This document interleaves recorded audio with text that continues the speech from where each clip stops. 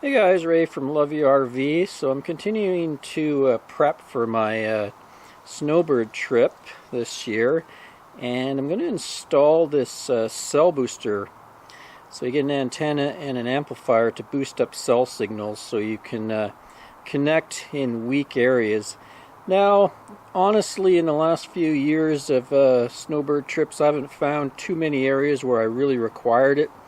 A lot of the carriers are getting pretty good coverage, but when you do get in an area, it's kind of nice to have the ability to boost up a fringe signal and go from basically not being able to connect to be able to make some phone calls or get on the internet, that sort of thing with your cell booster. In the past, I've reviewed the one offering from HiBoost and another one from American Booster called the Voltec.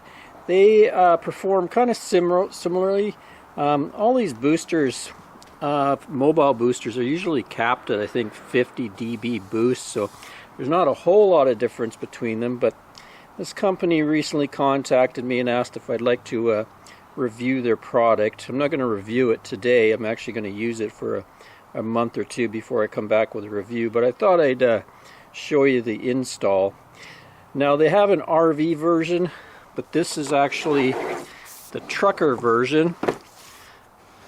They said they don't have the RV version available for me to ship in Canada, so I said the trucker version was fine. I actually kind of prefer the whip antenna to the RV version.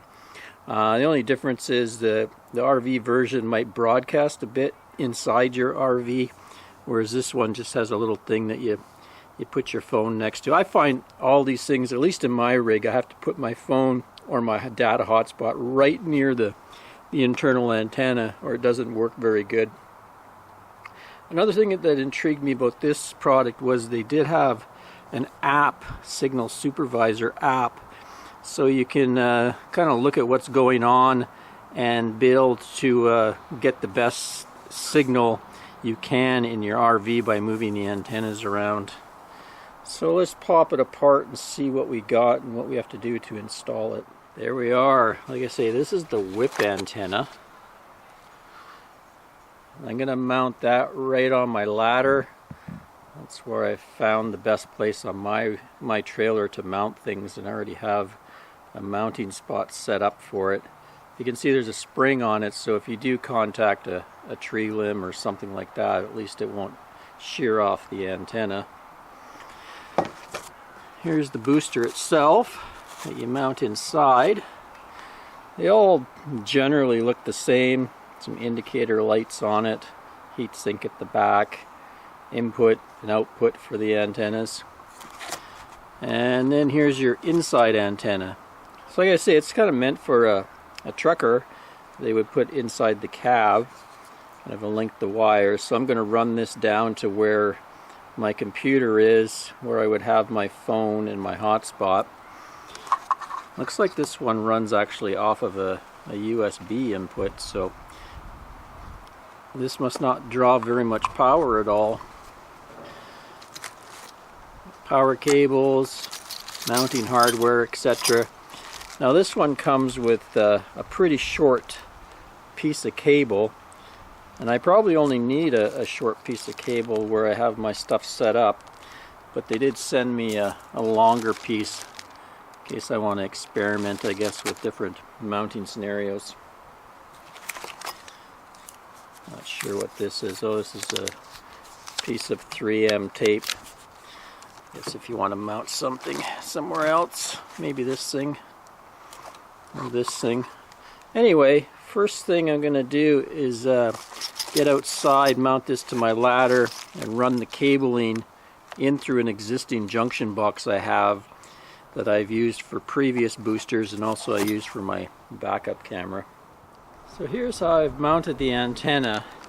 Previously with other boosters, I had drilled a couple holes through my ladder rung, and then with the hardware provided, I just tighten that right up. Kind of still allows me to go up and down this ladder, but frankly I don't use it much. I prefer to use my telescopic ladder. I go up onto my slide first, then step up. So this ladder sort of become a place to add on things. I have a flagpole I use. Also, here's my weather station. So that's tightened right up. It's mounted good. If we catch a tree limb, it'll just bend the thing there. And just to run the wire across here, I just show some roofing tape down there, either a Turnabond or Alpha Bond. I think this is Alpha Bond, a 3-inch variety. And then, like I said, I had an existing junction box for my Halo View backup camera.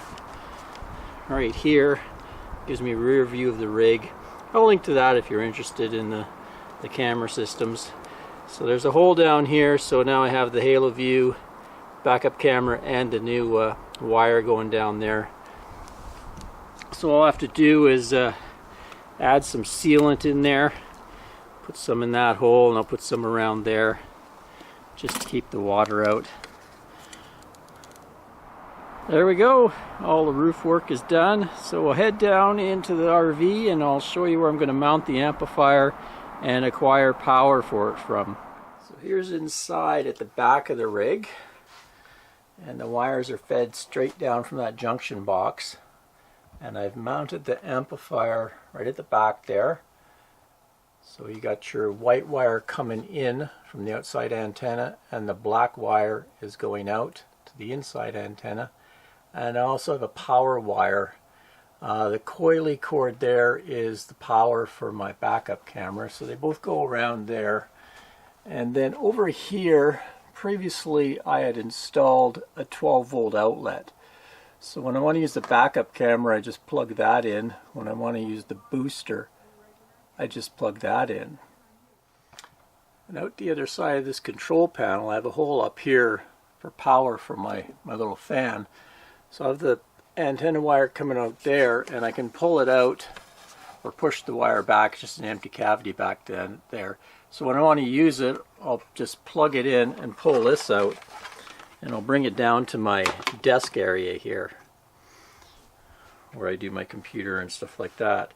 Now that is pretty close to the outside antenna. You would think you want lots of separation. But I found in this fifth wheel trailer, this was actually one of the best spots. I think because we have the metal window frame here, and the back wall of this camper is all aluminum beam. So all that metal in between this and the antenna up on the ladder seems to block the signal and provide pretty good separation. Now if I was going to put it somewhere else in the rig, there would be just air space going. Even if that at the front of the rig, there wouldn't be much blocking the signal, just, you know, the amount of air. So because in the trailer we don't have too much metal to act as a shield between the indoor and outdoor, I find this is the best location for these boosters. So anyway, let's give it a test here. I'll do a couple speed tests first. Okay, so I did a test with the booster and without the booster. The top one here is without the booster. So download I got 14 megabytes. And then upload I got 0.94 megabytes. With the booster, my download improved to 15.9, but my upload really improved to 6.95 megabytes. So you can see if you were doing something like video conferencing or uploading a file, there'd be quite an improvement. Now we're not on that fringe of an area right now. It's not the greatest signal, but I am running with a 4G signal and not too bad. Let me compare the signal strength for you. So here's without the booster on, showing 106 dBm, 34 ASU. So it's not good and it's not bad. It's kind of in the in-between range. So let's turn on the booster and we'll put the cell phone on the indoor antenna and we'll see what we get. Turn on the booster, the lights flash a little bit, it sorts itself out. I won't really care too much about the lights because I'll have that app, which I'll show you in a minute. So there we go, 87 dBm and 82 dBm. So you see it's bumped it right up into the green range now. And that's laying my booster right on the indoor antenna. So here's the Bluetooth app. It's called Signal Supervisor. So download it to my Android phone here. I've already set up the password and stuff like that, and you have to give them your phone number, and then they send you a text message and to get things set up. Once it's set up and you hit it, boots up like that, and then there's my device, and you get this screen here. So this is the important part here. It tells you your performance on different bands, and by using that you can optimize the separation between the indoor antenna and the outdoor antenna for maximum boost. So you can see I got good power output everywhere. This band LTE 700 is a little bit on just acceptable, not quite good. The rest of them are okay. So that's a kind of interesting feature to have, especially when you're trying to figure out where the best placement of the antennas are. What else they got in here? Discover. Looks like mostly just ads. There's a support. You can chat online, open a ticket, schedule a call, things like that, and something about me, my account. So yeah, kind of a nifty thing to have.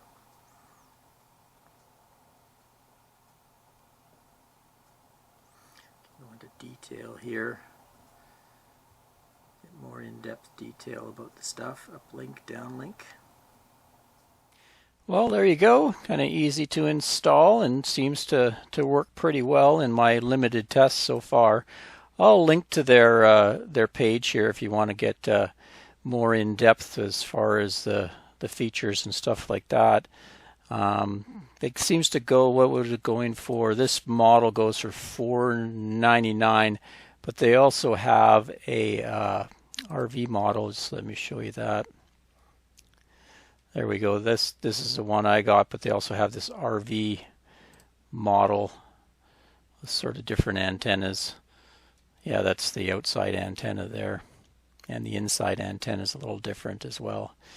So I'll use this system for the next month or two, and I'll come back with a review, updated review once I get to use it at a bunch of different locations, and I'll let you know how I like it.